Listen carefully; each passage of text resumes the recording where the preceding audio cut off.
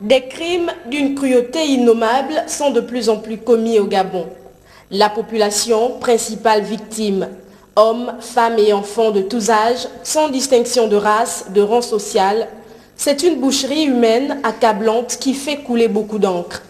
Dans le droit fil des éléments de réponse déjà apportés par sa hiérarchie, le procureur de la République, garant du maintien de l'ordre public, a recadré les actes coupables. Je crois que vous avez eu droit à une diffusion importante, où des hauts magistrats et la chancellerie, le ministère est venu vous donner un peu quelques éléments de réponse quant à cette question. Mais enfin, la question est posée, il faut bien que je donne une réponse.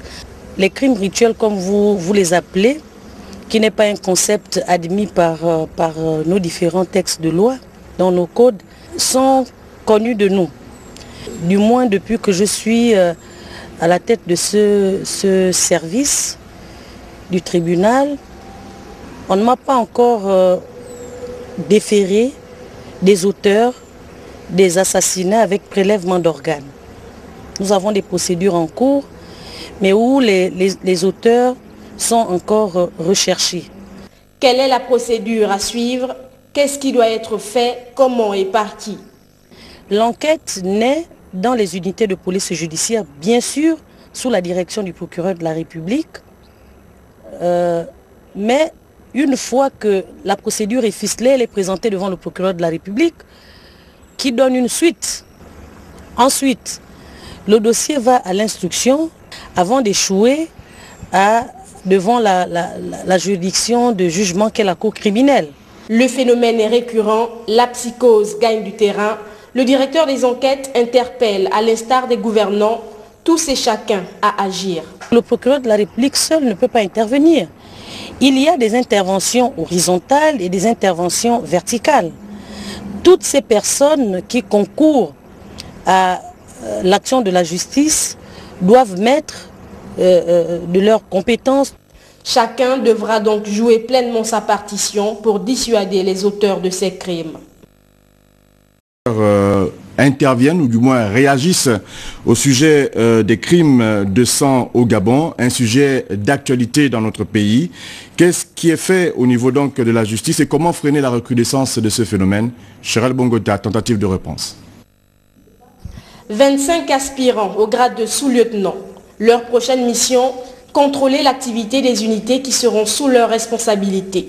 Cet échange a été mis à profit par l'assistance pour distinguer la police préventive de la police répressive.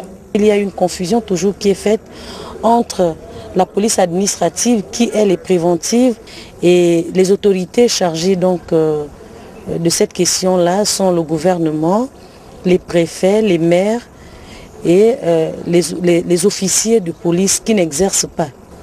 Officiers de police judiciaire pour parler des gendarmes, mais qui n'ont pas la carte d'habilitation. Police répressive, celle qui consiste à constater les infractions, d'en rassembler les preuves, de rechercher les auteurs et de les présenter devant les juridictions de jugement pour les punir. Dans le cadre de l'exercice de ces missions, l'officier de police judiciaire peut être amené à faire de la prévention. Dans une atmosphère enthousiaste, les échanges ont permis aux officiers de police judiciaire de prendre connaissance de la loi. Dans quel cadre interviendront-ils? Le procureur ici nous a édifié sur non seulement la procédure, mais aussi les infractions. Il est vrai que les infractions sont définies par la loi et la procédure aussi. Donc un officier de police judiciaire ne doit pas inventer la procédure, elle doit typiquement respecter les tests afin de présenter au parquet l'ensemble, les preuves et les auteurs, et pour que le parquet les présente devant le juge compétent. Pour le commun des humains, comment comprendre le rôle d'un procureur de la République? Le procureur de la République a pour mission de maintenir l'ordre public, l'ordre juste. Le procureur de la République est garant du maintien de l'ordre public. Lorsqu'il y a un trouble quelque part, et le procureur de la République s'y rend, notamment lorsque ce trouble-là occasionne des infractions à la loi pénale.